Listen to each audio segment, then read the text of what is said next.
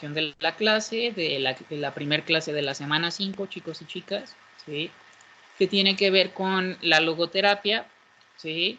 Con la teoría o el análisis de Viktor Frankl, ¿sí? Esta logoterapia es considerada la tercera escuela o fuerza de la psicoterapia o la psicología dentro de Viena, ¿sí?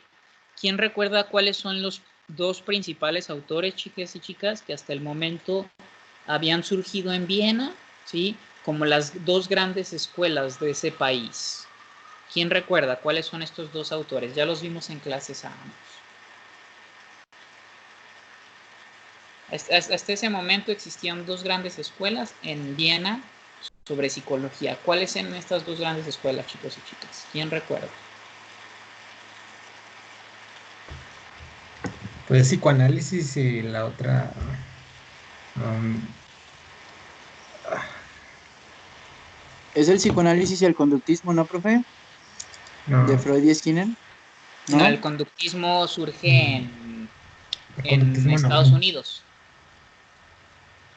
Sí, pero uno sí es el psicoanálisis de Freud, sí, el conductismo no, el conductismo se da en Estados Unidos, chicos y chicas.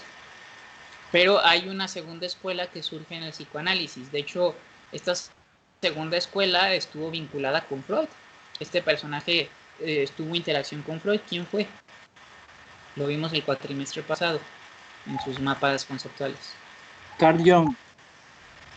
Eso No, él dice es psicólogo. suizo, compañero. Él es suizo, también tuvo relación con Freud, pero él desde otro lugar. Entonces, ¿quién Tienes fue? razón, perdón. No, no se preocupe, estamos aquí para aprender. A ver, ¿Y la ¿alguien escuela más? previa fue la de Charcot? No. No, ¿Quién más, chicos y chicas? no me acuerdo. A ver, los demás.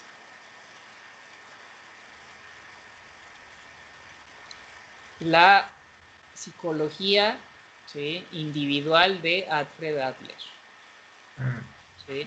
Las dos principales escuelas de psicoterapia, de psicología en Viena era el psicoanálisis de Freud y la psicología individual de Alfred Adler. ¿Sí? Este autor que habla del complejo de inferioridad, del sentimiento de inferioridad, de esta tendencia a superar este complejo, ¿no? de sobreponernos a nuestras limitaciones inferiores para generar un equilibrio psicológico o emocional, ¿no? Entonces, hasta ese momento existían dos grandes escuelas de psicología en Viena, ¿sí? Va a surgir una tercera fuerza, va a formar parte de la psicología de Viena, ¿no? La logoterapia de Viktor Frankl. ¿Sí? La Viena del siglo XX, finales del siglo XIX, va a ser una Viena, y esto es muy importante que lo sepan, chicos y chicas, de mucho bagaje cultural, de mucha información cultural que permitió a grandes intelectuales, ¿no? Este resurgimiento, ¿no? O sea, esta exploración, ¿no? Por la antigua Grecia, por el Renacimiento, por, por querer comprender, ¿no? La psique humana, ¿no? El comportamiento humano, hablando de términos intrapsíquicos, ¿sí? Hablando del psiquismo de la persona. Entonces, no solamente fue la parte psicológica, sino toda la parte cultural, literaria, musical, todo lo que tenía que ver con las artes, ¿sí? Con las escenas. Viena va a ser como un lugar de desarrollo, de génesis, de mucha información de este tipo, ¿no? Nutricia, rica en cuanto a todo lo artístico, ¿no? Entonces, eso va a permitir, pues, que en este país surjan grandes personalidades, grandes eminencias intelectuales, y varias de esas eminencias intelectuales, pues, encaminan todo su desarrollo hacia la comprensión de la psique, ¿no? Hacia la comprensión del comportamiento humano, ¿sí? cada uno desde una mirada particular, ¿no? Y subjetiva, como lo fue el psicoanálisis, como lo fue la psicología individual y como lo va a ser la logoterapia de Viktor Frankl, ¿no? La logoterapia de Viktor Frankl pues va a estar marcada por la vida de un personaje que va a ser prisionero, perdón, chicos y chicas, de este holocausto, ¿no? De lo que va a ser el holocausto nazi, de lo que va a representar, ¿no? Pues, la Primera y Segunda Guerra Mundial, ¿sale? Entonces vamos a hablar, ahora que les explico como esta previa, ¿no? Esta introducción a lo que va a ser la teoría de este autor, ¿no? Vamos a leer el prefacio de este libro, del hombre en busca del sentido, como les manifiesto, y pues hay que leerlo, ¿no? Para la siguiente semana, ¿no? Este libro, pero conmigo en esta ocasión, pues lo que vamos a hacer o lo que vamos a reflexionar es a leer el prefacio de esta nueva edición, ¿sí? Porque viene información, bueno, que nos va a permitir reflexionar, pues, de manera muy interesante, ¿no? Entonces, voy a comenzar, ¿sí? Vayan haciendo anotaciones, ya lo tienen en la pantalla. Dice, recordar la tragedia en su totalidad y en su conjunto, en lo genérico, siempre amortigua el impacto de la turbación y provoca cierta opacidad a la auténtica crueldad del holocausto. Al contemplar el cementerio de Auschwitz, con su inmensidad de hileras de cruces en perfecta simetría, solo parece albergar montañas de cadáveres apilados con cierta dignidad póstuma. Tras una muerte aparentemente sin sentido, sin embargo, si el espectador detiene la mirada y el corazón en cada una de aquellas cruces, cambia completamente el paisaje de la abyección, porque le permite imaginar en cada hueco una vida malograda y frustrada. Aquí quizás yazca una persona que, en plenitud del vigor y la creatividad, presentaría una carrera profesional prestigiosa y útil. Aquí una madre muerta con el corazón dolido por la suerte de unos hijuelos arrancados de un regazo a un fértil y acogedor. Allá, cercanos, un matrimonio que tras sortear los múltiples avatares de una larga existencia, esperaba con sosiego el envejecer juntos. Más allá, a una joven le abortaron los sueños de un próximo matrimonio y de fundar una familia feliz. Más allá, todavía, el cuerpo inerme de un niño o de una niña que aún parece conservar, helada, una sonrisa ingenua, nacida de una vitalidad en expansión. Si se suma el conjunto de ese dolor, oculto y escondido, más la ignominia, se obtiene el genuino sufrimiento y la barbarie de los campos de concentración. Sí. Bueno, en este primer párrafo, en esta primera página, el autor va a exponer, chicos y chicas, pues lo que fue esta barbarie, ¿no? Esta tragedia, ¿no? Este genocidio, ¿no? Que en su mayoría fue contra los judíos, ¿sí? Entonces, creo que describe en esta primera página de una manera muy explícita y literaria, ¿no?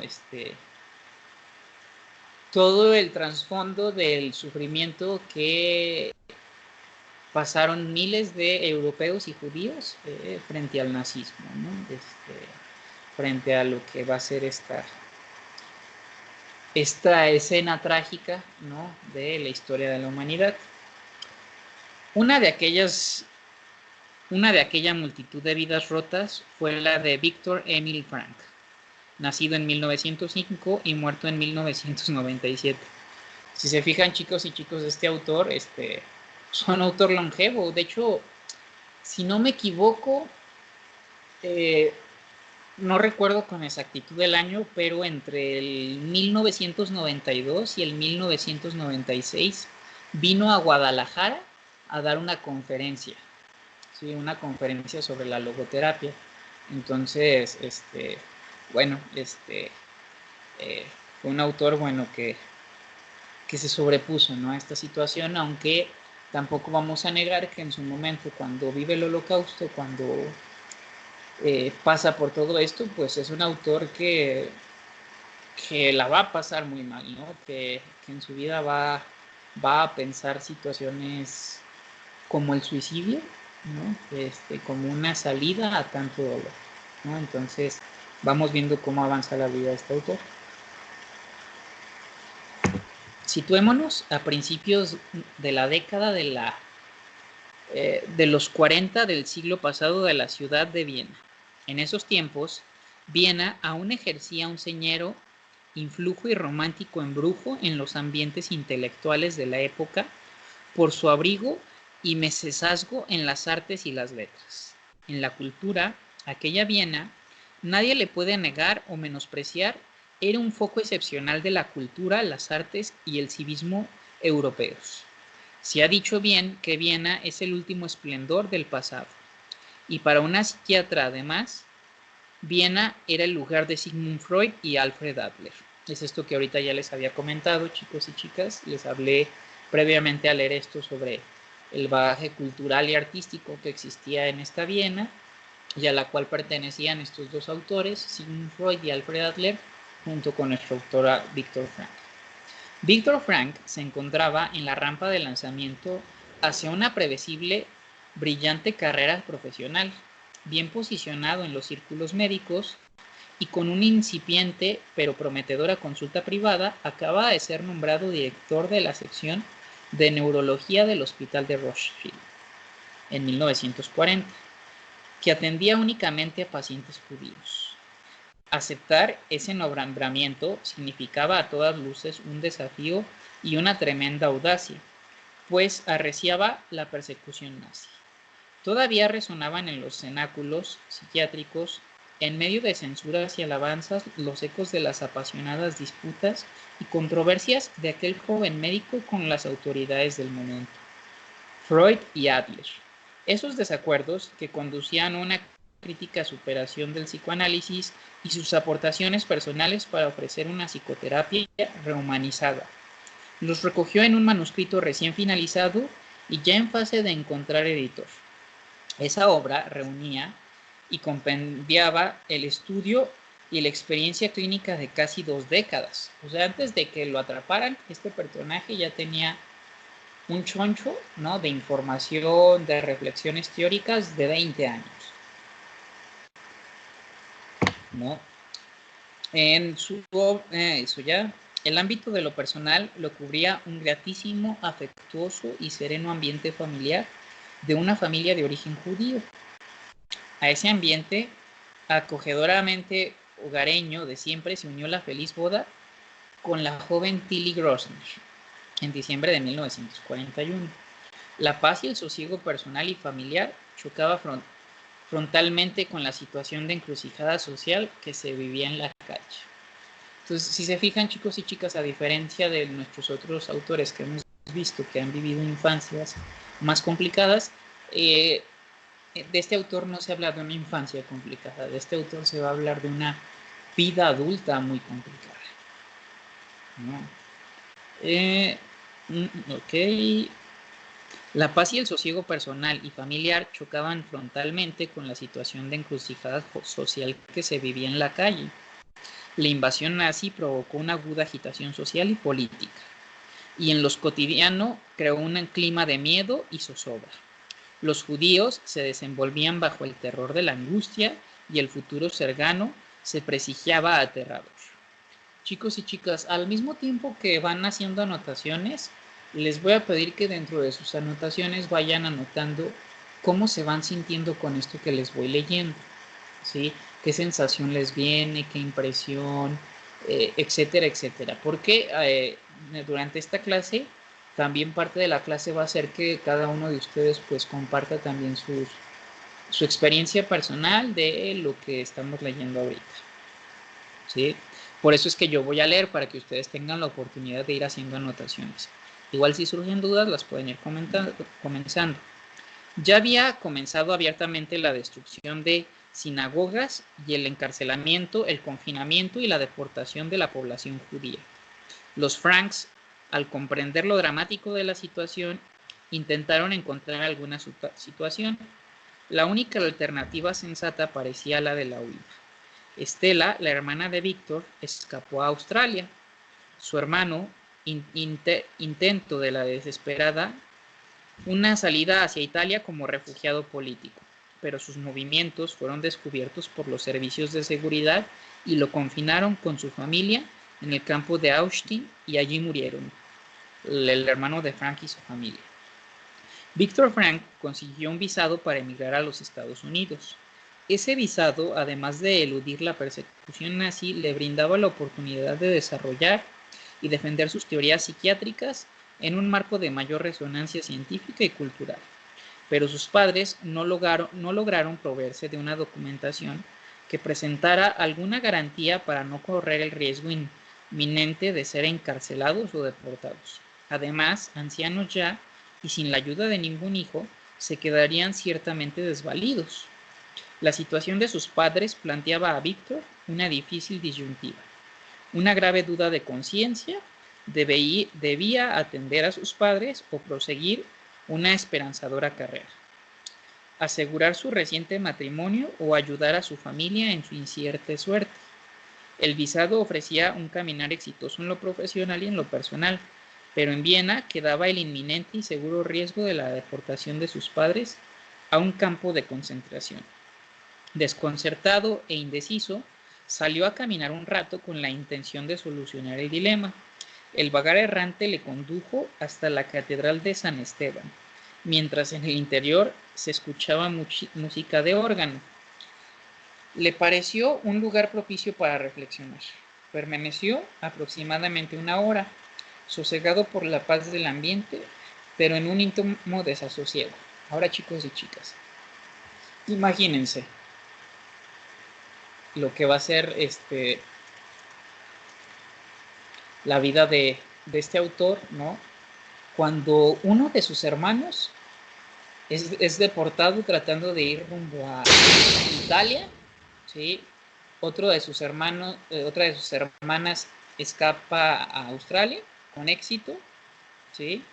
Y él sigue en Viena frente a la disyuntiva, frente a la oportunidad, ¿sí?, de ejercer su vida profesional en Estados Unidos junto con su esposa, ¿sí?, o de quedarse a cuidar a sus padres, porque pues sus padres ya viejos, ¿no? Y sus dos hermanos, uno muerto y el otro, bueno, no sé si muerto, pero iba a morir más adelante porque ya estaba en aislamiento, ya lo tenían preso, y pues, la otra hermana ya se había pelado, ¿no? Pues cada uno, impulso de supervivencia, ¿no? Vámonos.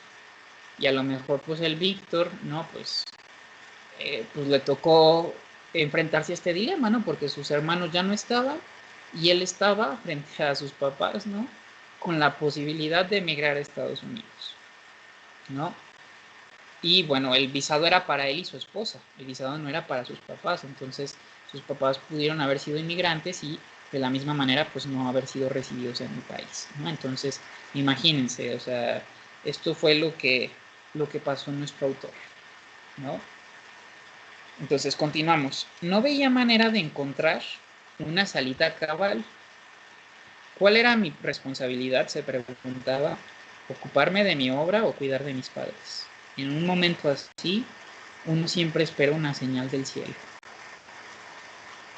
Regresó a casa con una pesadumbre. Al entrar, observó un pequeño pedazo de mármol sobre el aparador. Se dirigió a su padre. ¿Qué es esto? Esto, lo he levantado hoy de un montón de escombros, allí donde antes se encontraba la sinagoga que han quemado. El pedazo de mármol es una parte de las tablas de los mandamientos. Si te interesa, puedo decirte también de cuál de los mandamientos es el signo en hebreo que se encuentra allí grabado. Porque solo existe un mandamiento que lo lleva como inicial. ¿Cuál es?, le insistía a mi padre, Frank decía. Entonces me dio la respuesta. honra a tu padre y a tu madre para que vivas por mucho tiempo en la tierra. Así que me quedé en la tierra junto a mis padres y dejé vencer el visado. O sea, hace la oportunidad de irse a Estados Unidos. Dejó caducar el visado para los Estados Unidos y sucedió lo previsible. Unas semanas después, la familia Frank fue deportada al completo. En Austin se separó de su mujer, Tilly, de la que nada supo a lo largo del cautiverio. De su madre se despidió en el campo de Theodorstange, al presagiar una indefinida separación.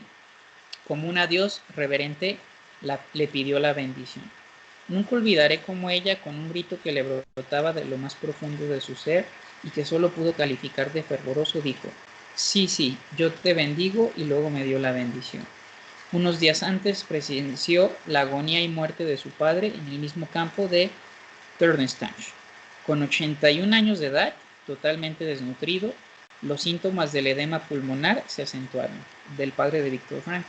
Víctor Frank, como médico, le notó la dificultad respiratoria extrema anterior a la muerte. En ese momento, para aliviarle el angustioso dolor, a modo de cuidado paliativo, le inyectó una ampolla de morfina que consiguió esconder de contrabando dentro del campo. Fue casi al amanecer antes de partir para los trabajos forzados cuando se entabló el último y escueto diálogo con su padre. ¿Todavía tienes dolores? No. ¿Tienes algún deseo? No. ¿Me quieres decir alguna cosa? No. Entonces lo besé y me fui. Sabía que no lo iba a volver a ver con vida, pero tenía la sensación más maravillosa que uno puede imaginarse. Había hecho lo mío, permanecido en Viena por mis padres, acompañando hasta la muerte y evitando un sufrimiento mortal innecesario en mi padre. En breve tiempo se separó de los suyos y nada más ingresar pidió el libro que abarcaba su largo quehacer profesional. Sucedió de una manera brusca y brutal, como era habitual en Austin.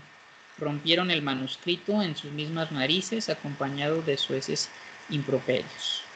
Unos minutos después de ese hiriente incidente, le obligaron a deshacerse de sus ropas y, a cambio, recibió los harapos de un prisionero que habían enviado a la cámara de gas nada más por poner los pies en la estación de Austin. En vez de las muchas páginas de mi manuscrito, encontré en un bolsillo de la chaqueta que acababan de entregarme una sola página arrancada de un libro de oración en hebreo, que contenía la más importante oración judía, el Shema Israel. ¿Cómo interpretar esa coincidencia, sino como el desafío para vivir mis pensamientos en vez de limitarme a ponerlos en el papel? En otras palabras, experimentó en su interior que todavía más importante que la publicación de la obra era realmente vivir, sufrir o morir según el espíritu que alentaba aquel libro. De modo, con ánimo de prueba, como muestra de la autenticidad de su psicología, encaró la dura experiencia de soportar el tormento de un campo de concentración, que él mismo denominaba Experientium Crucis. Alcanzado este punto, bien conviene interrumpir la narración de los hechos para formular un comentario pertinente. Uno de los biógrafos, Alfred Lench, hace una especie de hincapié en el posible peligro de desvirtuar la figura de Frank si enfatizamos en demasía. Vamos a la siguiente página. Los hechos heroicos que jalonan su vida. Más allá de toda la veneración que merezca como hombre y de todo el respeto que pueda sentirse por su contribución humana y científica, Frank no debe de ser eximido de la discusión crítica. Debe ser inteligible para nosotros, comprensible, tangible, y también debe poder llegar a ser piedra de escándalo y de contradicción. De este modo, su vida y su obra seguirán vivas entre nosotros y no estarán en las alturas de un pedestal ajeno a la vida cotidiana, inalcanzables, expuestas solo al polvo de la historia. Es cierto, algunos entusiastas de Frank presentan un hombre admirable, deslumbrante, pero difícilmente imitable. Su vida heroica y excepcional se aleja tantísimo de las existencias comunes y normales que ni transmite ni contagia ganas de vivir. Por supuesto que para hacerse imitable No es impredecible que un hombre presente un lado oscuro y desagradable en su existencia, pero sí resulta necesario percibir el ángulo frágil de su interés. Restreemos en ese ángulo frágil para hacer de Frank un hombre admirable e imitable.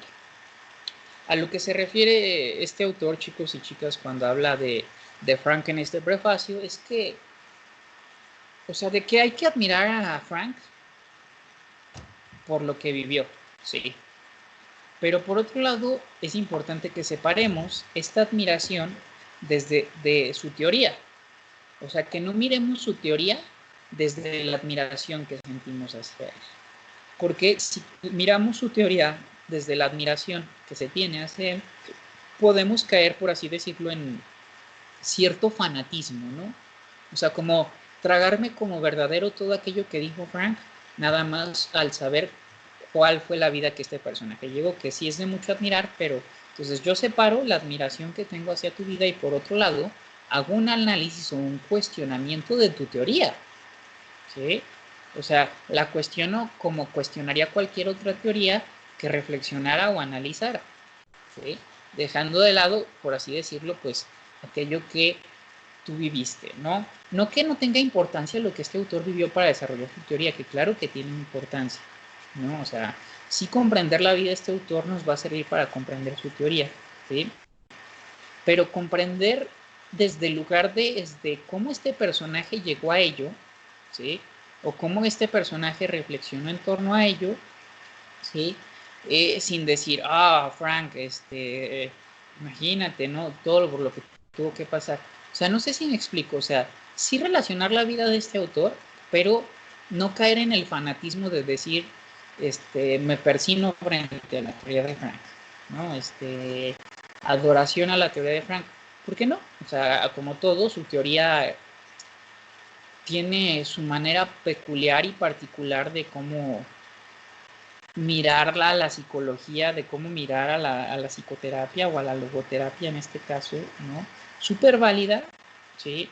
Y súper funcional en la medida de que a ti te haga sentido y a ti te funcione, ¿no? O sea, hablar de la logoterapia, hablar del sentido de la vida, pues es importante siempre y cuando, pues, concuerde con tu estilo de cómo te sientes a gusto, cómodo en terapia. Por ejemplo, vimos el video de Carl Rogers, ¿no? Vimos el afecto, la empatía con la que este autor acompañó a Gloria. Pero a lo mejor alguien más podría decir, no, yo sentí que, no sé, yo quiero un terapeuta que sea más duro, más frontal, más encarativo, ¿no? No sé. Y se vale, ¿no? O sea, cada uno de nosotros puede buscar la terapia, ¿sí? Que mejor se asemeje a sus necesidades, ¿no? Y donde ustedes puedan decir, yo con este tipo de yo con este terapeuta y con este enfoque me estoy sintiendo, me está gustando, me está sirviendo, ¿no?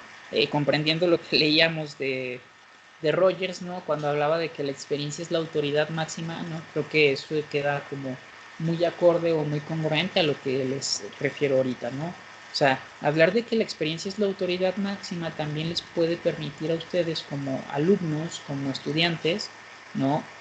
Identificarse con un enfoque, ¿no? Ir a terapia con un enfoque, ¿no? Ir a terapia con un hombre, con una mujer, ¿no? Eso también es muy importante, ¿no? En el sentido de qué me habla de mí, mi propia historia de vida, mi historia personal, que yo vaya a terapia con una mujer, que vaya a terapia con un hombre, ¿no? Que me sea indistinto, etcétera, etcétera, que me pueda sentir más cómodo con un género, con el otro y demás, ¿no? Entonces seguimos avanzando. No es preciso desvelar algunos acontecimientos y decisiones de su vida que a cualquiera de nosotros nos gustaría que nuestros amigos cubrieran con el velo del silencio. Nos basta y nos sobra con su sincera confesión a Haddon Kimber, otro de sus biógrafos, reconociendo que en la juventud sufrió una larga crisis de nihilismo existencial, ¿sí? Y que no en todas las temporadas de su vida vivió de acuerdo a sus principios, ¿sí? O sea, como situarlo como un ser real, como un ser muy idealizado. Nada más ingresar en Austin, tras el incidente de la ruptura del manuscrito, le invadió la amarga sensación de que nada suyo le sobreviviría, ni un hijo físico, ni un hijo espiritual. Esa turbadora sensación mas el presentimiento de las atrocidades por venir le arrastraron hacia la idea del suicidio como liberación. Sin embargo, a pesar de ese desplome del ánimo, durante la primera noche en el campo, me conjuré conmigo mismo para no lanzarme contra las alambrados, entre paréntesis, suicidarse. No resulta tan difícil en Austin tomar la decisión de no lanzarse contra las alambradas. En el fondo, tampoco tenía mucho sentido suicidarse, pues considerando con objetividad las circunstancias y aplicando un simple cálculo de probabilidades, al prisionero medio le quedaban muy pocas expectativas de vida. El prisionero, como fruto del shock de la internamiento, miraba a la muerte con un cierto desdén, con un horror atenuado y soportable, pues infundía un mayor pavor enfrentarse con aquella atrocidad de la vida. Una visión lastimera que los convirtió en unos pellejos de hombre y cuyo único y exclusivo horizonte se limitaba a salvar el pellejo.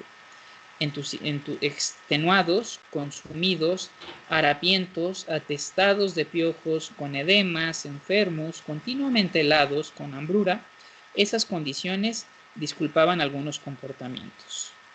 Con un hambre atroz, yo mismo una vez saqué escarbando en la tierra congelada un pequeñísimo pedazo de zanahoria con las uñas. En Cauferín no me desnudé. En invierno también dormíamos sobre el frío, suelo con los zapatos puestos. Sobre el piso de los barrancones, recuerdo cuánto disfrutaba de cada pequeña ración de calor. No tenía tiempo para ir a las letrinas, así que solía orinarme encima de la ropa y aprovechaba el calor que aquello me proporcionaba después de haber trabajado en el exterior, donde hacía un frío terrible. Incluso en la cola del rancho me orinaba encima como si escupiera en él té caliente. Imagínense, chicos, ¿no? Las decisiones que tuvo que tomar, ¿no? Para sobrevivir, ¿no? Me recuerda un poco a la película del Hoyo, que está en Netflix, un poco, porque el mensaje de esa película es otro, ¿no? Pero cuando narra estas escenas, ¿no? Cuando se habla de la supervivencia, ¿no? O sea, a lo que somos capaces los seres humanos de hacer para sobrevivir, ¿no? A lo que somos capaces de hacer para aferrarnos a la vida, ¿no? Para luchar con uñas y dientes por permanecer en este mundo, ¿no? Esa desgarradora situación también explica los profundos decaimientos del ánimo. Frank cuenta que en el campo de Cauferin III le canjeó un cigarrillo por una sopa aguada, pero con aroma a caldo, a su amigo Bechner, futuro actor de televisión. Mientras las tomaba a sorbos, me hablaba insistentemente, tratando de convencerme de que superara el estado de pesimismo que padecía en esa época. Este era un sentimiento básico que pude observar con otros prisioneros y que llevaba irremisiblemente al autoabandono y en mayor o menor tiempo a la muerte. Otra vez la desesperanza, con la muerte como escape, inundó al psiquismo de Viktor Frankl y tiempo después reconoció que Bechner en aquella ocasión le salvó la vida. Y otra vez se sobrepuso. Es más, todavía aletargados en su interior, le quedaron arrestos suficientes para reconstruir el manuscrito perdido el día del ingreso en Austin. Sucedió cuando se encontraba en el pabellón de enfermos de tifus del campo de Tuskegee. La alta fiebre podía provocar delirios y sucumbir al delirio era señal inequívoca de una muerte cercana. Para intentar sustraerse a los delirios, aprovechando la excitación febril y el agudo estado emocional, Frank luchaba para permanecer despierto y durante 16 noches punteaba en unos diminutos trozos de papel a oscuras y taquigráficamente las palabras claves de aquel libro confiscado por los guardias de Austin. Esperaba que aquellas notas le sirvieran de guión para rehacer su libro si alguna vez era liberado. Si se fijan, para las condiciones de... a ver si creo que ya cambiamos de página, ¿verdad? Ok, aquí vamos. Si se fijan, Frank, hacía cosas, chicos y chicas, ¿sí? Cosas que lo posibilitaban a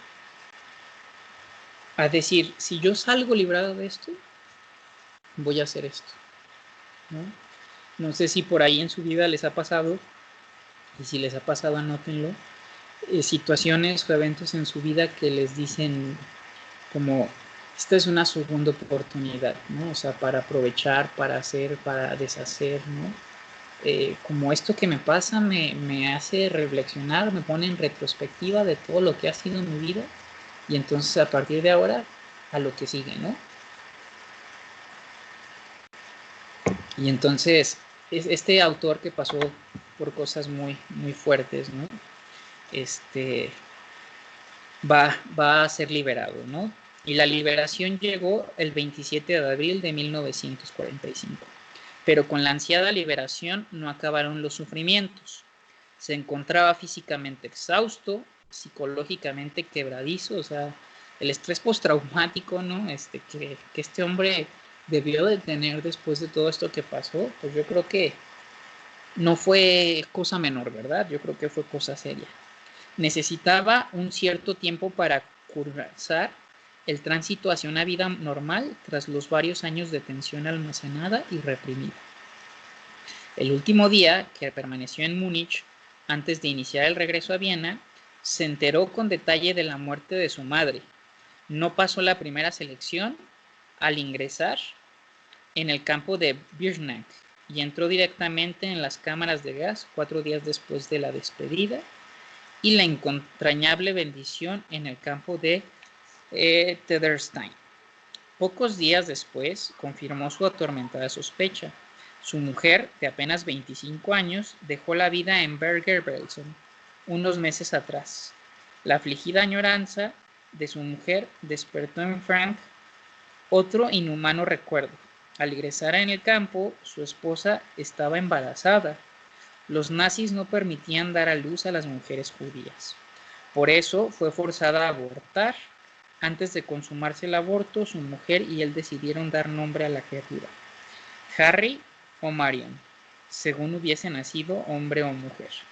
De ahí el aparentemente enigma dedicado en su libro Psicoterapia y Humanismo, para Harry o Marion que no han nacido todavía.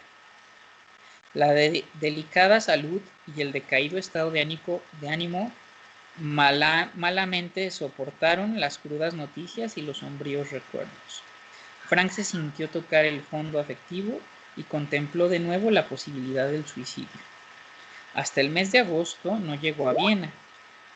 En un rápido análisis de la situación, el balance era aterrador y desolador. Sin familia, sin hogar ni cobijo, sin dinero, sin trabajo, casi sin conocidos. La mayoría de sus amigos no volvieron de los campos, y los pocos que regresaron se hallaban en idénticas condiciones de precariedad. Algunos de los que habían permanecido en Viena y podían tenderles una mano empezaban a caer en desgracia por su pasado pro-nazi. Nada tenía, tan solo la sombría pesadumbre de la soledad más absoluta. Fue a desahogar su desesperado corazón con un amigo y vecino, Paul Pollack. Con él, al contar la muerte de sus padres y de su esposa, la pena contenida se desbordó y lloró durante interminables horas. Al atardecer, se le ocurrió visitar al doctor Tuchman, por si aún le quedaba algún margen de maniobra para reacomodarle en algún trabajo. Tuchman, con realismo, le advirtió que las posibilidades eran remotas y lejanas. No obstante, prometió tomarse el asunto con todo el interés. Frank se derrumbó de tal forma que otras veces le rondó como mosca pegajosa la idea del suicidio, o al menos se aferró al sueño nostálgico de una pronta muerte espontánea. A pesar de todo, decidió posponer el suicidio hasta terminar el libro que intentó reescribir en Austin. La tarea resultó más sencilla de lo predecible, porque Paul Pollack guardaba la copia del manuscrito que Frank le había entregado en custodia, junto a otros útiles y recuerdos familiares, la noche anterior a su deportación. Entre aquellos apuntes taquigráficos del campo y la copia del manuscrito, pronto acabó la redacción definitiva del libro Psicoanálisis y Existencialismo. También encontró un puesto de neurólogo, inicialmente provisional, que le procuró los recursos mínimos para alquilar una habitación y sobrevivir. Además conoció a Eleanor Catherine Sweet, una enfermera de ojos vivarachos y de una dulzura engatusante. En resumen, Frank cobrará pausadamente vigor físico y psíquico, pero aún le faltan unos últimos esfuerzos para guardar las penas. Endurármela entre las entretelas profundas de su intimidad. El éxito de Psicoanálisis y Existencialismo, 13 ediciones en el mismo año y una casi irrefrenable necesidad de catarsis emotiva y vivencial, animaron y empujaron a Frank a liberar las recientes experiencias vividas en los campos de concentración, recogiéndolas en un escrito. Conviene retratar la escena. Debemos retroceder a una Viena sumida en la pobreza y afanada en la tarea de reconstrucción. Diciembre de 1945. Frank vive en una habitación con unos pocos muebles cochambrosillos, luz escasa y con la ventana cerrada con tablones a falta de cristales. Miren, chicos y chicas, aquí se expone otro punto que creo que sí, acabo de leer lo que la imagen que ponen Paula y David, Yeshua, sí es desgarrador leer este autor, ¿no? Es la primera vez que yo lo leí, pues también pues me dio mucha tristeza, ¿no? Como mirar, ¿no? Más allá de lo que vemos en las películas de los yanquis, ¿no? En estos actos heroicos, ¿no? Donde ellos siempre ganan la guerra, ¿no? Donde el norteamericano siempre es el salvador del mundo.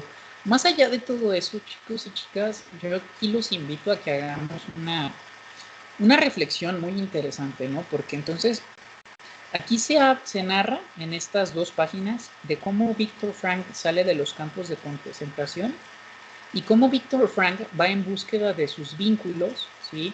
Va en búsqueda de la gente a la cual se puede apoyar, ¿sí? Para tratar de sobreponerse a las circunstancias. Y en mayor o menor medida va a tener el apoyo de unos cuantos amigos, ¿sí? Y entonces, yo les he hablado aquí, chicos y chicas, y les he puesto un video ya de Boris Cyrulnik, ¿no? Este autor que habla de la resiliencia, ¿no? Y de la resiliencia como un acto social, como un acto de entrelazar tejidos sociales para poder sobreponernos a las adversidades. Boris Cyrulnik, al igual que Viktor Frank, pues es un sobreviviente de guerra, ¿no? Sin embargo, bueno, este es un sobreviviente de guerra como niño, ¿no? Como niño huérfano que queda tras la Segunda Guerra Mundial. Y entonces se habla precisamente de que el sobreponernos al sufrimiento, el sobreponernos al dolor, solamente se puede tejer en el tejido, solamente se puede entretejer en el tejido social, ¿sí? Y el tejido social se da a partir de la interacción de los unos con los otros, donde no invisibilizamos al otro, no negamos el dolor del otro, no pasamos de largo del dolor del otro, ¿no? O sea, si bien nosotros no podemos resolverle la vida al otro, la conciencia social nos invita a ayudar al otro, ¿sí? Ayudar al otro. Y si se fijan, bueno, todos los humanistas concuerdan, ¿no? Como esta parte del desarrollo humano tiene que ver con la conciencia social, ¿no? Si bien es cierto, Viktor Frank no es humanista, al contrario, él es un existencialista desde la logoterapia, ¿no? Tampoco es existencialismo, la logoterapia no es existencialismo, sino que es logoterapia, ¿sí? También vamos a leer 2 artículos de Jackie Andrés Martínez, no sé si esta semana o la siguiente semana, sobre las diferencias del existencialismo y la logoterapia, ¿sí?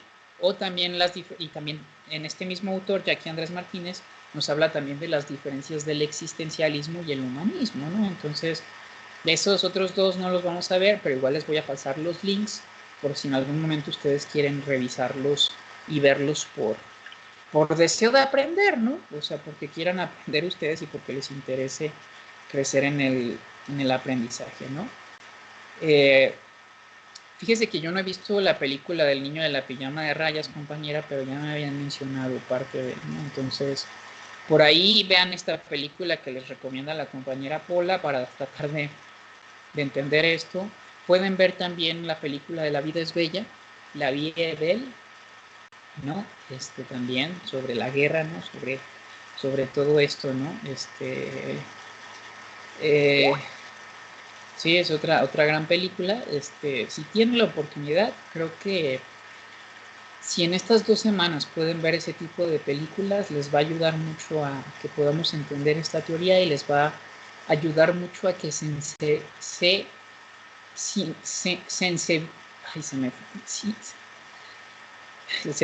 se me fue la palabra, que se puedan sensibilizar, ¿no? Que puedan sensibilizarse con esto, ¿no? Entonces, bueno, si tienen la oportunidad, háganlo, ¿no? Entonces, pero si se fijan, él pudo sobreponerse a las adversidades porque hubo quienes le tendieron la mano, ¿sí? Si a Frank por ahí no le tienden la mano, no le consiguen ese trabajo, no le regresan al amigo sus escritos, no lo ayudan, posiblemente su destino hubiera sido otro. Entonces, quiero que tomen mucha conciencia de la importancia de los tejidos sociales, chicos y chicas, ¿sí? O sea, somos seres sociales, ¿sí? O sea, necesitamos de los otros para sobreponernos. O sea, no vamos a salir de esta crisis sanitaria del COVID si no tomamos conciencia social, ¿sí? O los resultados pueden ser muy, por así decirlo, aterradores si no nos sobreponemos a esto, considerando que no solamente me cuido a mí, que al cuidarme a mí, cuido a los demás, cuido a los otros, ¿sí? Entonces, bueno, les dejo esta reflexión hablando de tiempos de crisis, hablando de una situación como esta. Con la salud aún por recomponer, por el deterioro del cautiverio y con la afectividad a flor de piel, en un estado de intensa emoción, por lo cercano de la traumática experiencia y la fuerte conmoción que por la pérdida de sus seres más queridos, recorre con pasos rápidos la habitación de extremo a extremo y trabaja a un ritmo frenético, formulando y reformulando las frases con minuciosidad monocal hasta dar con la palabra correcta y adecuada. Por turnos, 3 mujeres transcriben taquigráficamente aquel torrente de pensamientos dictados por Víctor Frank. Tan solo se paran cuando caen rendido e impotente en una silla, sollozando y sollozando. Las taquígrafas respetan discretamente aquellas erupciones de emociones y sufrimientos. Esa catarsis, ¿no? En 9 días la obra está concluida. La historia de ese libro es sorprendente y apasionante. Apareció por primera vez en 1946 con el título Un psicólogo en un campo de concentración, que es el libro que van a leer ustedes, chicos y chicas. La primera edición, de pocos ejemplares, se vendió con soltura. A tenor de las ventas, enseguida se publicó una segunda edición, pero esta vez no obtuvo el eco esperado y la mayoría de los ejemplares acabaron en saldos o en las guillotinas. Frank habló con su editor, Deutig, sobre ese sonoroso fracaso. Deutig, para animarle y también para mostrarle los itinerarios caprichosos de ciertos libros, le contó el azaroso camino del hito del psicoanálisis, la interpretación de los sueños, que también pertenecía a su fondo editorial. En 1900 se había publicado una primera edición de 1000 ejemplares. 100 se habían destinado a reseñas y por tanto solo 900 ejemplares habían salido a la venta. Estos habían tardado en venderse. 10 años. En un primer momento el libro no había tenido el éxito comercial, pero se ve que a los lectores les había gustado el libro y ellos mismos los habían promocionado de boca a boca. A pesar de la decepción de la publicación en alemán, la obra de Frank se tradujo al inglés con escasísimo éxito. En 1950 y 1959, bajo el título Desde el campo de la muerte al existencialismo. Solo se vendieron unos cientos de copias hasta el punto que la Bacon Press lo catalogó como un libro enfermo, lo cual significaba en el argot editorial que se trataba de un libro sin posibles lectores. Con esos antecedentes, el profesor Gordon Allport, ¿se acuerdan, chicos y chicas? Yo les había hablado de Gordon Allport y les decía que Gordon Allport, pues, tronaban sus cacahuates, ¿no? En Estados Unidos. Fíjense la influencia que va a tener Allport. En 1961 pidió a Gavin Stein, director de la Bacon Press, que se hiciera cargo nuevamente de la publicación del libro. A regañadientes, la Bacon Press consideró prudente no enfadarse a su autor estrella por aquellos tiempos y se comprometió a editarlo con la condición de que Frank añadiera a su relato autobiográfico una breve exposición de las nociones básicas de la logoterapia y del análisis existencial.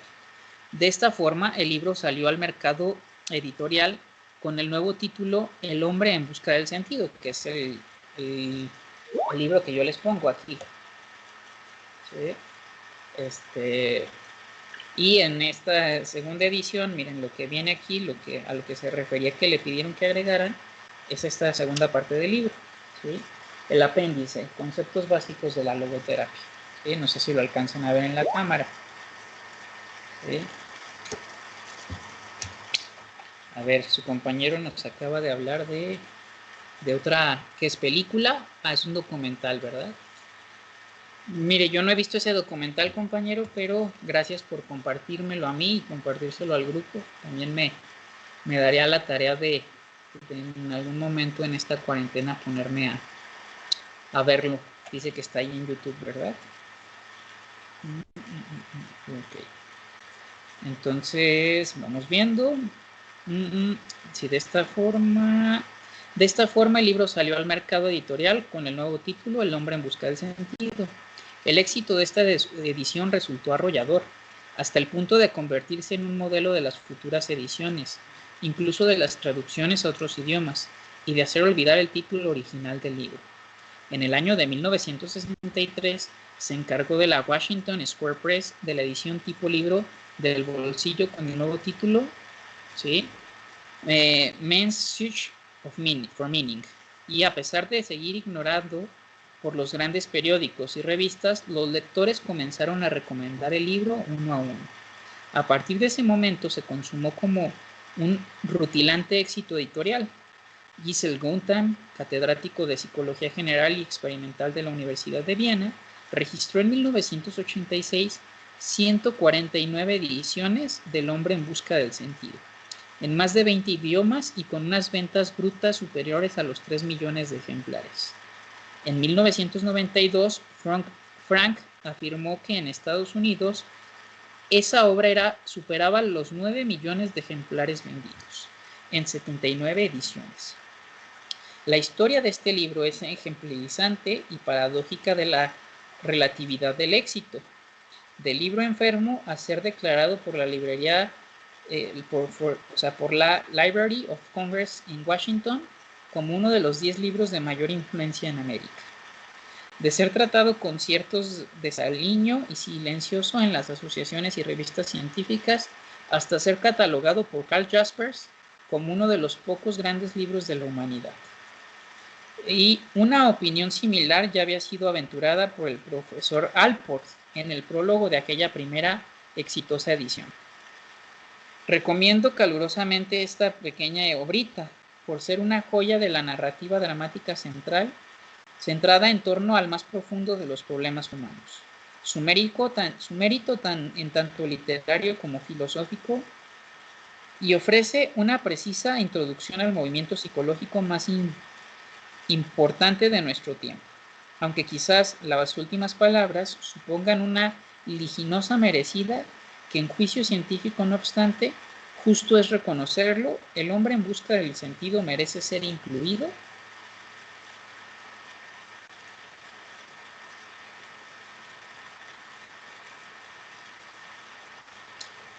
en el catálogo de las obras clásicas que componen el patrimonio intelectual de la humanidad, tanto por la belleza de su literatura como por la profundidad de su análisis psicológicos, pero especialmente por la sutileza de su acendrado humanismo al describir con precisión y ternura la capacidad de bondad o maldad que cabe en el corazón del hombre.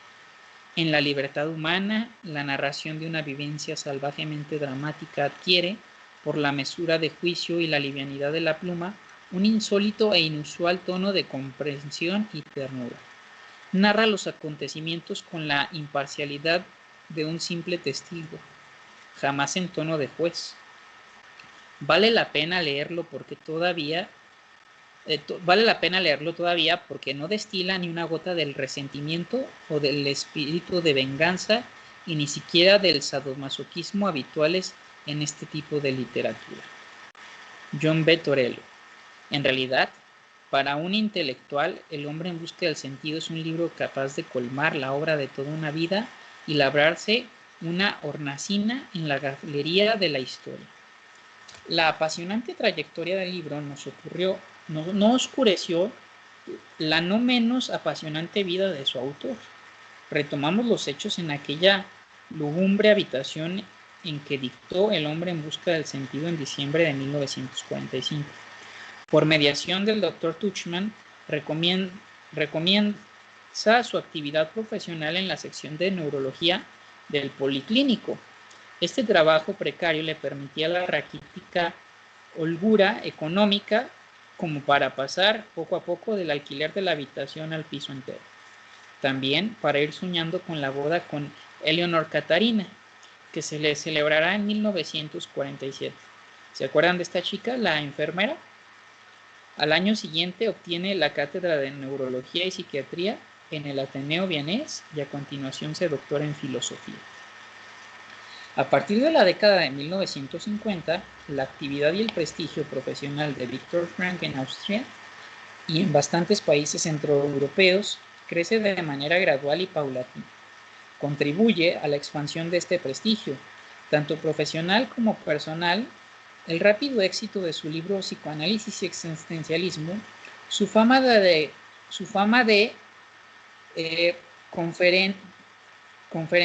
conferencista ameno y ocurrente y su gallarda y justa postura en no admitir la teoría de la culpa colectiva, aunque el mantenerla le cuesta soportar fuertes presiones de grupos influyentes. Ese clima de figuras controvertida apoya la notoriedad que le aporta su docencia en psiquiatría y neurología en la Universidad de Viena. ¿Sí? Entonces se hablaba de este autor como un autor que va a desarrollar una teoría, ¿sí? Sin odio, ¿sí? Sin odio por lo ocurrido, o sea, va a ser capaz de generar una catarsis sobre todo aquello que este personaje vivencia, ¿sí? Pero sin forjarse, ¿no? O sin hablar del odio, ¿no? Del odio que pudiera surgir con toda esta situación, ¿no? O sea, yo creo que no es para menos, ¿no? En la década de 1960, el nombre de Viktor Frankl adquiere resonancia mundial, tanto a nivel científico como de aceptación por parte del gran público. Esa explosión de su figura se debe, entre otros factores, al seminario que impartió en la Universidad de Harvard en 1961 sobre los fundamentos antropológicos y la práctica y técnica clínica de la logoterapia, aceptando la invitación del profesor Gordon Allport. El proceso de la invitación a ese seminario esconde una historia de amistad sincera. Frank tenía por costumbre enviar, en deferencia a su antigua amistad y magisterio, un ejemplar de todas sus publicaciones, a Rudolf Allers, exiliado en los Estados Unidos. Allers jamás contestaba estos envíos, sin embargo, remitía esas publicaciones al profesor Allport, que en aquellos momentos gozaba de un inestimable prestigio nacional e internacional. Por las lecturas de esas publicaciones, Allport reconoció el talento científico de Frank y lo invitó a su famosa cátedra. Aquel seminario representaba un punto de inflexión en la difusión del pensamiento y las obras de Viktor Frankl. Por sus aportaciones psicológicas y su bien ganada fama de orador profundo y ameno, se convierte en un conferenciante reclamado en todos los continentes y en diversidad de foros. A partir de esa época, los datos documentados de su currículum resultan abrumadores. 33 30 libros publicados, casi todos traducidos, al menos a 4 o 5 idiomas, 175 visitas a distintas universidades de 34 países, alienta, atiende y preside los nacimientos instituidos y fundaciones sobre la logoterapia que se erigen en países de los 5 continentes. Es nombrado director del Instituto de Logoterapia en la Universidad de San Diego, California, y profesor visitante de Harvard, Stanford, Pittsburgh y Filadelfia y Dallas. Recibe la distinción de doctor honoris causa por 29 universidades. Y como la vida da muchas vueltas con el tiempo, Frank alcanzó unas elevadas cuotas profesionales, a pesar de perder por piedad filial aquella ventajosa ocasión para emigrar a Estados Unidos. El mismo Frank es consciente de su carácter de encrucijada ascendida. Evidentemente, el campo de concentración fue mi real prueba de madurez. No estuve obligado a presentarme. Hubiera podido escapar de ello.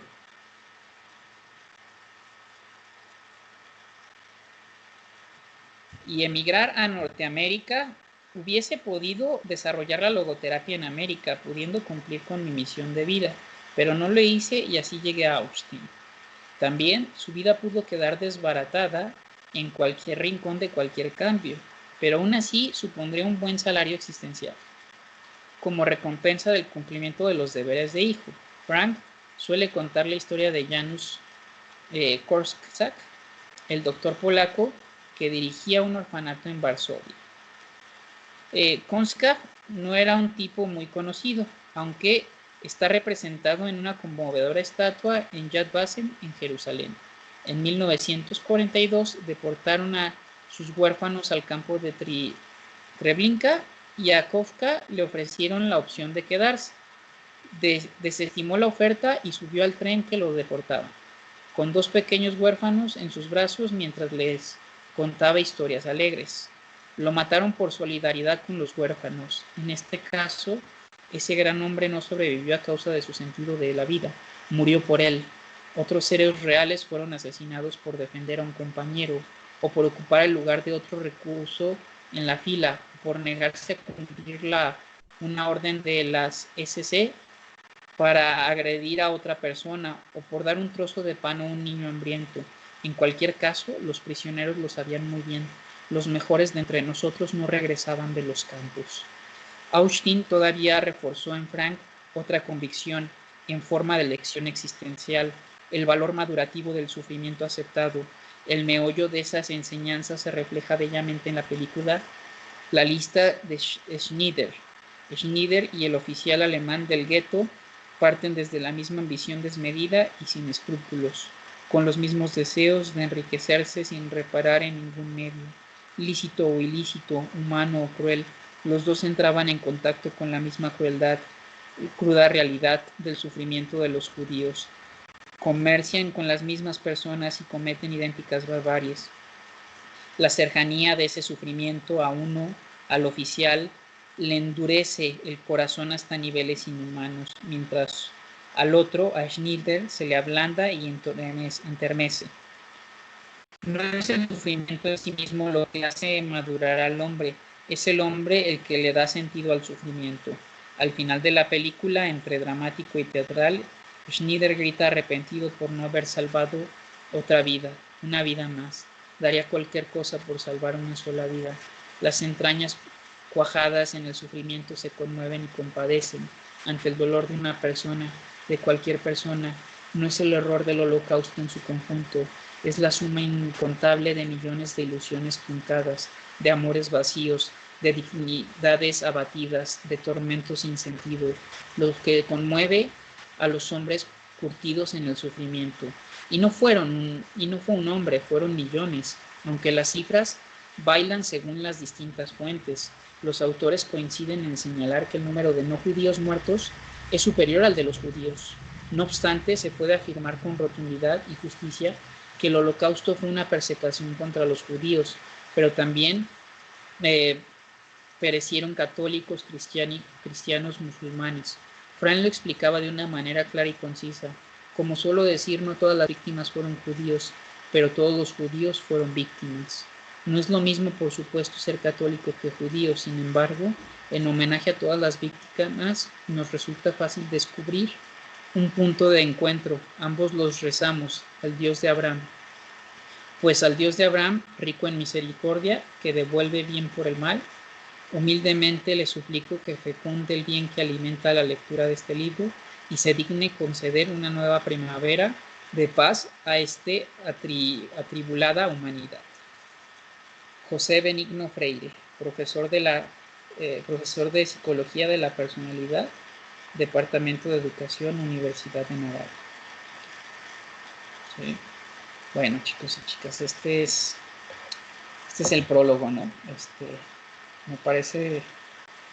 Me parece muy nutritivo a la hora que ustedes vayan a leer este libro, ¿no? Que les dejaron en la siguiente semana. Por ahí esta semana la información está más leve, menos cargada, entonces si por ahí terminan, chicos y chicas, de leer esta información antes, pues pueden empezar a leer de una vez el libro, ¿no? El libro del hombre en busca del sentido, y se van a encontrar con cantidad de historias impresionantes, ¿no? O sea, esto que citan, ¿no? Una de las escenas que más me impactó a mí cuando yo leí este libro, es una escena que describe Frank sobre cómo él decía o él reflexionaba de cómo las personas dentro del campo de concentración, cuando perdían ya el sentido de la vida, cuando ya no había nada que los ataba a la vida, se dejaban morir. ¿Cómo se dejaban morir? A la gente en el campo de concentración le pagaban con cigarrillos. Y este pago que les hacían con cigarrillos, los mismos prisioneros tenían que cambiar esos cigarrillos por sopa fría para alimentarse y sobrevivir. Él decía, cuando yo veía a compañeros que ya no intercambiaban sus cigarrillos por sopa, que se los fumaban, ¿no? Me encontraba frente al hecho puntual de la desesperanza, ¿no? O sea, de la desesperanza humana de saber que se había perdido el sentido, ¿no? que ya no había un sentido para vivir y entonces se dejaban morir, ¿no? Esto no a modo de juicio, no a modo de crítica, sino a modo de análisis, ¿no? De observación de esto que le tocó vivir, ¿no? Por ahí el que él fuera médico lo salvó también. El reconocimiento médico que tenía pues le permitió sobrevivir, ¿no? a estas circunstancias, ¿no? Entonces, bueno, es esto, ¿no? Es esto lo que acontece, lo que va a pasar, ¿no?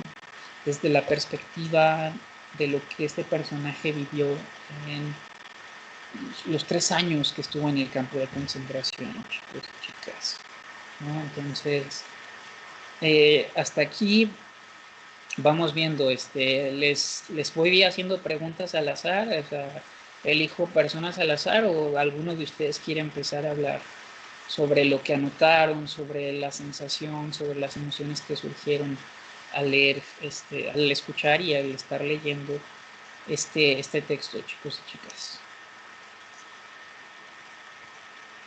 Los escucho. Profe, soy Brenda. Sí, Brenda. Pues al principio dije que era algo similar, bueno, incluso hasta lo escribí a lo que estamos pasando ahorita, pero pues a lo que iba avanzando no se compara pues nada a lo que pasó. No sé, lo que me impactó fue lo que somos capaces de llegar a hacer para sobrevivir. El hecho de que se orinara encima, el olor, el hambre, pues es cañona, ¿no? Yo creo que es lo que más afecta, lo que es el hambre. No sé, como que sí me dio muchas ganas de leer el libro. Ok, bueno, me agrada que esta lectura le haya invitado a querer leer el libro, compañera Brenda. Acabas de tocar un punto, Brenda, súper, súper importante, ¿no? De nuestra condición actual, qué bueno que lo estás relacionando con pleno siglo XXI. Eso te va a ayudar mucho a entender Tú hablaste, el hambre es cañona, ¿no? El trauma por el hambre, chicos y chicas, sí, es cosa seria. Entonces, por eso cuando yo les decía de esta impotencia que yo sentía con todo esto que está pasando, les decía, yo no culpo ni juzgo a las personas que tienen que salir a trabajar para llevar la papa a casa, ¿no? Para tener que comer, para todas aquellas personas que viven en el día a día, ¿no? Y entonces, frente a precisamente esta situación de muchas personas, sí han tenido que tomar esa decisión, ¿no? Es, o salgo y trabajo y como, o me quedo en casa y no me contagio, pero no tengo para comer y me va a matar el hambre, ¿no? Entonces, sí, frente a este virus, frente a la desigualdad social en la que vivimos, frente a las pocas oportunidades que existen, frente a las malas decisiones de nuestros gobiernos, ¿no? El mexicano en general y en su conjunto, ¿no? La mayor población ha tenido que tomar la decisión de trabajo y me arriesgo para llevar el pan a la casa, o no trabajo y no tengo pan para llevar a la casa, ¿no? Entonces, cuando hablas de estas decisiones que tienes que tomar o que se tienen que tomar, ¿no? Es un poco distinto, ¿no? A lo que vive Frank, ¿no? Pero me recuerda la escena de tener que decidir entre irse y tomar el visado, ¿no? O quedarse con sus padres y lo que decide al final, ¿no? Son cosas distintas, pero podemos hacer ese tipo de análisis, ¿no? ¿Ustedes no creen que por la cabeza de Frank en su momento pasó como de, no sé, me imagino, ¿no? Eso quiero pensar, y si me hubiera ido a Estados Unidos, hubiera tenido a mi hijo o mi hija, seguiría con mi esposa, chalala, ¿no? Mil cosas que podemos pensar, ¿no? Los miles de hubieras, ¿no? Que nos taladran luego en la cabeza, ¿no? Entonces, buen comentario, compañera Brenda, creo que es muy interesante cómo lo relaciona con nuestra situación presente. ¿Quién más, chicos y chicas, además de su compañera Brenda? ¿A quién más quiere aportar, mencionar, referir algo, participar?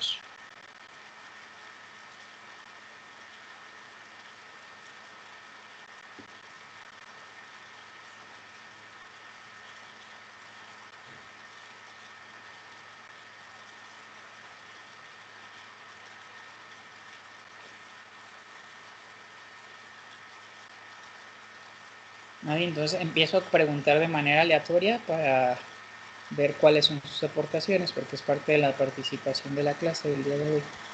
Compañera Natalia.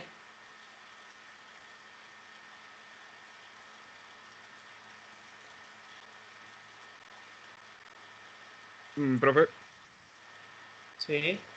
bueno, no sé si me escuché. Yo quería aportar algo, pero no se activaba mi micrófono. Ah, ok. Entonces habla usted y ahorita después usted habla a la compañera Natalia. Bueno, yo por lo personal, sinceramente, el libro de Víctor Frank, el del hombre en búsqueda del sentido, me gusta muchísimo. Lo leí cuando estaba en la preparatoria, hace como 2 años y medio, creo. Y sinceramente también quedé como muy, muy impactado, pues, al ver como la perspectiva pues, del mismo Víctor Frank, de cómo se vive dentro de un campo de concentración. O sea, literalmente no recuerdo muy, muy bien todo lo que sucede, pero habían como partes que sí me quedé, o sea, que sí quedé como bastante impactado. Lo mismo de que él mencionaba que sus mismos compañeros llegaron a perder la cordura, que se suicidaban corriendo hacia las cercas electrificadas. Lo que usted mencionó también de los cigarrillos, bueno, que también Víctor Frank en el libro los llega a intercambiar por un plato de sopa. O como menciona que después les daban de comer nada más esa sopa, que era como una papilla, un pedazo de pan y un vaso de agua, ¿verdad? Que él Así dice es. que el pedazo de pan se lo guardaba para el resto del día, porque era su única comida, entonces el pan lo guardaba para seguir alimentándose y tener fuerzas. También más adelante cuando menciona que lo colocan a él como si fuera un doctor para poder medicar a los mismos, pues ahí, ¿no? Prisioneros, que él tenía que decidir a quién medicar y a quién no, o sea, a quién dejar morir y a quién poder salvarlo. Y todo esto, ¿no? Que también llega como un punto de decepción, que también no sabe qué hacer y todo este rollo. La verdad es muy, muy impactante su vida y sinceramente pues es uno de los psicólogos que más me gusta. Ok, muchas gracias por su aportación, Alan. Sí, si se fijan, su compañero Alan acaba de hablar como de varias escenas de este libro, ¿no? Y lo que es interesante que después nosotros analizaremos en su teoría es precisamente este poder hacer algo con las posibilidades que yo tengo, ¿no? O sea, como mis posibilidades son estas, solamente me dan de comer una vez al día, entonces escondo el pan para repartir mi comida en diversas horas del día y entonces así poder sobrellevar mejor este pedo, ¿no? Este relajo. Entonces, la libertad, ¿no? De poder decidir incluso frente a limitantes tan grandes, ¿no? Yo le recomendaría a Alan que lo vuelva a leer, ¿no? Es un libro cortito y es un libro que se lo están pidiendo como parte de esto, ¿no? Que lo vuelva a leer, porque releer un libro un tiempo después, 2 años después, 3 años después, te permite ver las cosas desde otro lugar, te permite reflexionar sobre lo que antes pensabas y lo que piensas ahora, porque pues, tú también ya no eres la misma persona de hace 2 años, no tienes otro tipo de información, de conocimiento, entonces ello puede ser muy nutritivo, ¿no? Te puede permitir nutrir mucho lo que ya antes habías reflexionado y lo que ahora vas a reflexionar con todo el conocimiento que ya tienes en estos momentos, el de lo que va de tu carrera. Entonces, pues, buena aportación, compañero. Ahora sí, compañera Natalia, le escucho. Ay, no, profe. Le comentaba yo a Alan que ese libro yo hace tiempo lo estaba buscando para leerlo. No recuerdo bien por qué me surgió esa idea de buscarlo, ni siquiera me acuerdo dónde lo vi. Algo había leído sobre su historia de cómo le había pasado. Y ahorita con la lectura, no sé, de hecho estoy hasta temblando. Lo relacioné con mi situación, con lo de mi mamá, en el cómo tomamos decisiones, en cómo nos lleva a hacer diferentes cosas en diferentes contextos y en perspectivas diferentes. Y me causó mucho conflicto. De hecho, pues sí lo relacioné con varias situaciones con estos 2 años, poquito más de 2 años. Y no sé, como que me llegó y dije, no, pues sí lo voy a leer y creo que me va a ocasionar un impacto muy, muy diferente y pues ya teniendo, no es una vivencia parecida ni nada por el estilo, pero como que me va a llegar más porque pues si uno tiene vivencias que los marcan mucho y pues ver las de otras personas y mucho más difíciles y es como de, a mí me tocó no súper fácil, pero a comparación de otras sí es como de, pues lo mío es más leve y me la compliqué mucho o estoy complicándomela mucho y pues tomar ideas de ahí para, entre comillas, relacionarlo conmigo y decir, bueno, tengo estos caminos y abrirme muchos más. Claro, sí, al final del día, permítase sentir, compañera. Deje que fluya de Sí. aquello que está escuchando. No se pelee con eso y recuerde que todos vivimos nuestra propia batalla, ¿no? Y como tú lo dices, la literatura, la lectura, las películas siempre son una bonita proyección donde podemos proyectar aquello que nos es difícil asimilar, concebir, sentir, ¿no? Entonces, por ahí siempre los estímulos audiovisuales, literarios, o como el de este autor, nos permiten contactar con aquello que a nosotros nos duele en nuestra vida y entonces no es entre comillas, compañera, es que le puede permitir contactar con aquello que usted está sintiendo y hacer un proceso, ¿no? De sanación a través de un libro, ¿no? De un libro que con el cual se puede identificar, ¿no? O sea, no es que sea más ni menos, no es que se la complique más, se la complique menos, es que cada uno de nosotros vivimos nuestras propias batallas y al leerlo va a poder usted contactar y relacionarlo con su propia historia, ¿no? Y sacará algo de ahí, ¿no? Y reorganizar algo de ahí, y resignificar algo de ahí, ¿no? Entonces, lo que le puedo decir, compañera, es que intente permitirse sentir esto que que está sintiendo ahorita, ¿no?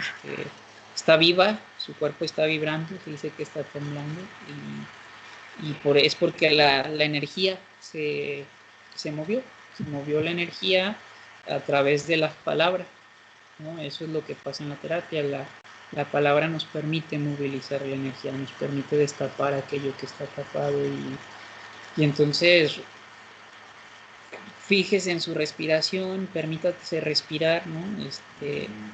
Diría el siguiente autor que vamos a ver, ¿no? Rick Sparks. La angustia o la ansiedad es emoción sin respiración, ¿no? Entonces, si usted está sintiendo, compañera, pues permítase sentir y respire al mismo tiempo que está sintiendo. Y va a pasar, ¿no? Entonces, prepárese su Kleenex, ¿no? O su cajita de Kleenex para cuando vaya a adentrarse en esta lectura, y si esta lectura le permite proyectar lo que ha sido en su historia de vida, lo que ha sido estos últimos 2 años, gracias por compartirlo con el grupo, por confiar en el grupo, no solamente en mí, sino en todo el grupo, todos formamos esto, ¿no?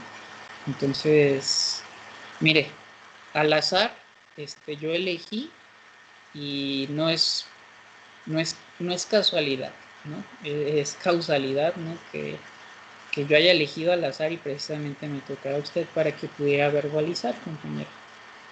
Me da gusto que no que esté sintiendo emociones desagradables, sino que haya podido contactar con aquello que usted posiblemente necesita, ¿no? Para agarrar fuerzas y pues para seguir adelante. Muchas gracias, Natalia. ¿Quiere decir algo más, compañera? No, profe, ya estoy llorando, ya con eso me basta. Bueno. Pues sí, permítase llorar, y aquí está el grupo. Aquí está el grupo, aquí estamos, y aquí estoy yo. Sabe que cualquier cosa, ¿no? Aquí la escuchamos y estamos para hacer contención.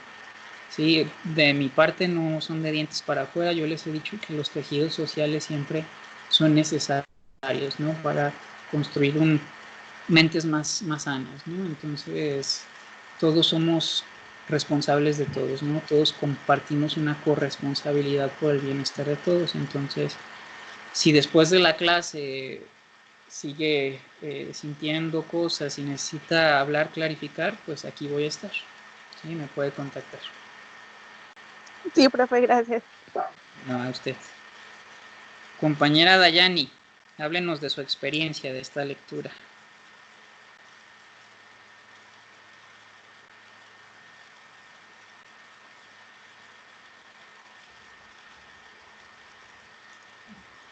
Ya lo siento, es que no se podía. ¿Sí me escuchan? Súper bien y claro. Lo siento. Bueno, al principio, pues como que no me llegaba así mucho. No sé a qué se deba, la verdad. Ya después, conforme fue diciendo cosas y luego mencionó sobre lo de la película de la que está en Netflix, la del Hoyo, sí.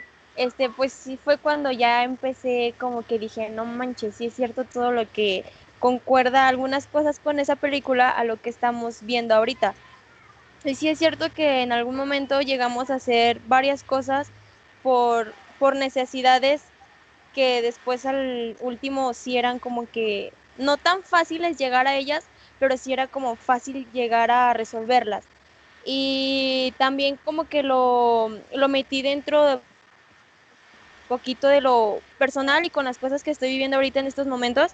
Y pues sí es como dijeron, sí es llegador, y pues comprendo mucho a Quetzali y el cómo se está sintiendo ahorita. A mí no, como que no me pegó tanto, pero sí llegó a pegar, y no sé, sigo como que en shock. O sea, está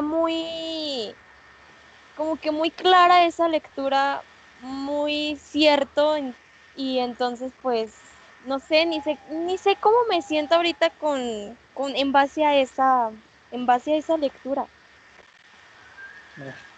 Ok, bueno, pero ya pudo verbalizar. Y eso es parte de porque todos llevamos cada uno de nosotros tiene su propio ritmo, compañero. Cada uno va a su ritmo, cada uno contacta en su momento, no, les digo, no es casualidad, ¿no? Y cada uno tiene sus propios mecanismos defensivos que le facilitan o le dificultan el contacto, ¿no? con la emocionalidad.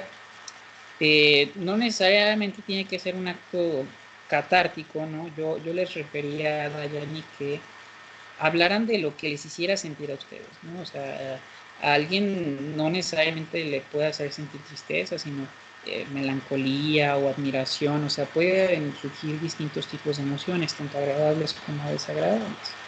Entonces, es parte del mismo proceso. Yo les decía la semana pasada que usted no pudo estar en clases, compañera Dayani. Les decía respecto a la teoría de Rogers, ¿no? Y les decía respecto a la importancia de la autonomía del sí mismo, ¿no? Y yo les decía, les citaba un libro, ¿no? Les citaba al Kybalión, ¿no? Y estas reflexiones filosóficas que dicen, cuando el discípulo está dispuesto a aprender, los oídos del entendimiento se abren de par en par, ¿sí? Yo no digo que ustedes no estén dispuestos al aprendizaje teórico, sino que en este libro se habla de la conciencia, ¿no? de la autoconciencia y la capacidad de profundizar en tu propia conciencia. Dice, cuando estás listo, los oídos se abren de par en par. Hay situaciones que estimulan o facilitan la conciencia, ¿no? Pero pues, cada uno va a encontrar su propio camino. Entonces, gracias por lo que compartió, compañera. ¿Sí? Ahora vamos a ver, ¿quiénes siguen todavía en la clase? Bueno, vamos. Denise, háblenos usted, compañera. Ay, profe, ¿por qué siempre me hace participar a mí? Para saber que están aquí en la clase. Bueno, yo ya había empezado a leer hace tiempo este libro. De hecho, antes de que entrábamos a clases, ya lo había empezado porque en alguna clase había dicho Alan que ya lo había leído y había hecho buenas referencias. Entonces, pues se me hizo muy interesante y lo empecé a leer, pero ahorita, cuando usted lo leyó e iba haciendo comentarios, pues lo empecé a ver como desde otra perspectiva y me pareció muy interesante cómo él, o sea, a pesar de todo lo que vivió, fue capaz como de pensar de manera positiva el hecho de que, por ejemplo, haya pensado en...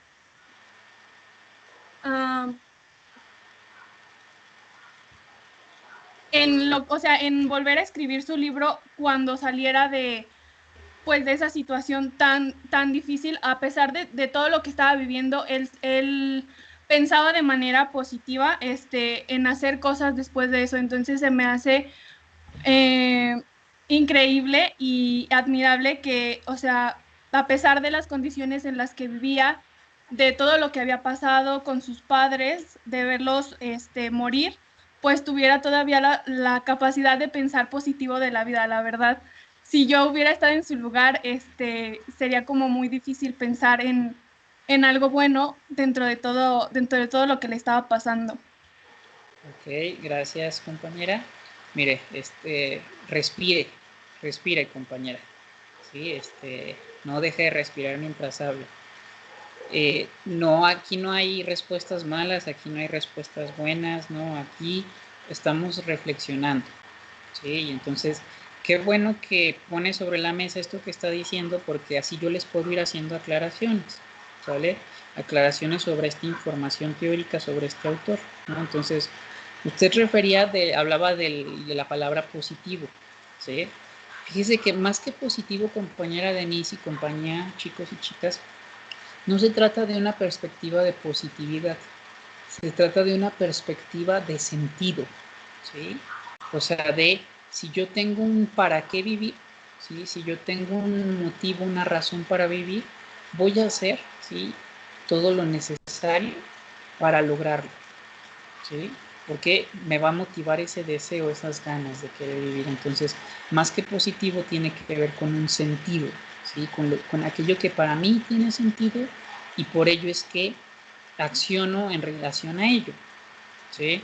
Hay un filósofo existencial que tiene una frase media controversial, que luego hasta se han hecho experimentos para descalificar esta frase, pero creo que tiene mucho sentido en muchas situaciones, y dice, aquel que es capaz, no, creo que este es del mismo Víctor Frank, es aquel que es capaz de, aquel que tiene un sentido es capaz de soportar cualquier cómo, ¿no? Cómo llegar a ese lugar. Y el mismo Nietzsche, este autor existencial, habla de lo que no te mata te hace más fuerte. Esa es la frase controversial, ¿no? De lo que no te mata te hace más fuerte, que es existencialismo, ¿no? Pero se refiere a esta capacidad humana de sobreponernos a las adversidades desde la logoterapia, partiendo del sentido, ¿sí? De aquello que para nosotros tiene sentido, que aquello que nosotros vamos a realizar, ¿no? Aquello que nosotros vamos a hacer. Entonces, pues acaba de decir algo muy importante, compañera. Gracias por su aportación. Ya ve que sí, por eso le pido que participe, porque hace buenas aportaciones. Confíe en usted mismo.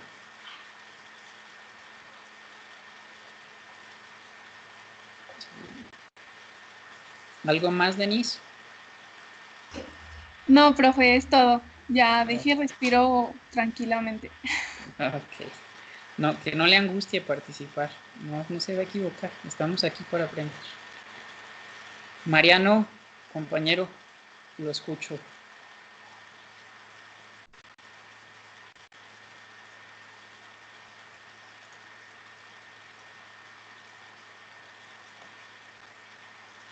¿Sigue por ahí, compañero Mariano?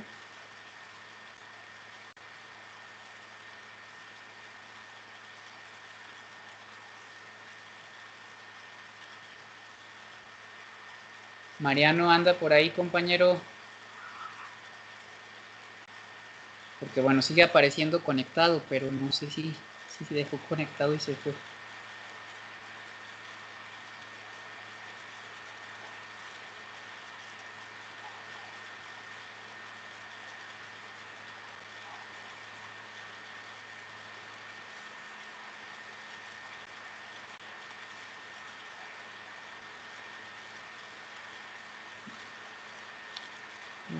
Vamos a ver.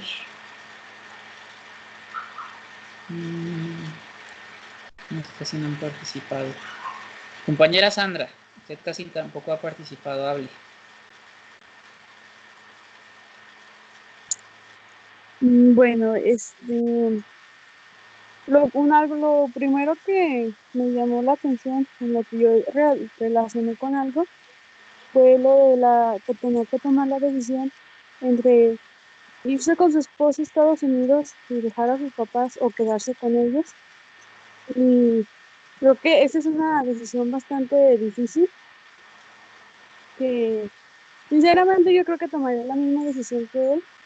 Y con eso lo relacioné con una historia que conozco, pero también tuvo que escoger entre dos circunstancias, de quedarse con su familia o o separarse de su familia, en donde los dos puntos tienen cosas buenas. O sea, si en el caso de este personaje se quedó con su familia y tuvo la oportunidad de despedirse y evitarle dolor a sus papás.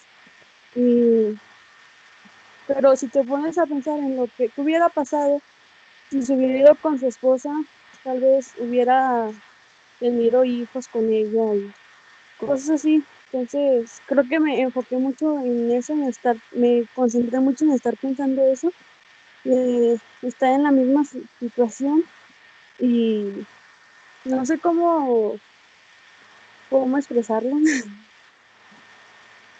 Ok, así como dijo, las cosas que usted se sintió identificada y lo que usted siente que haría igual, ¿no? Entonces, con eso está bien, compañera. ¿Alguien más de manera voluntaria quiere hacer alguna aportación a esta lectura? Sus impresiones, sus sentires, ¿quién más quiere hablar?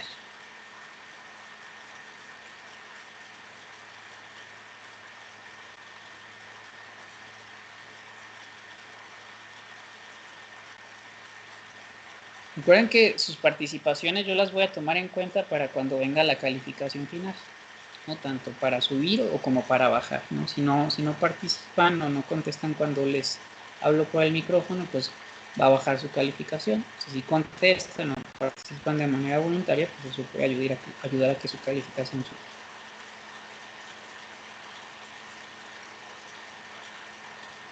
Entonces, bueno, el día de hoy vamos a dejar hasta aquí las partes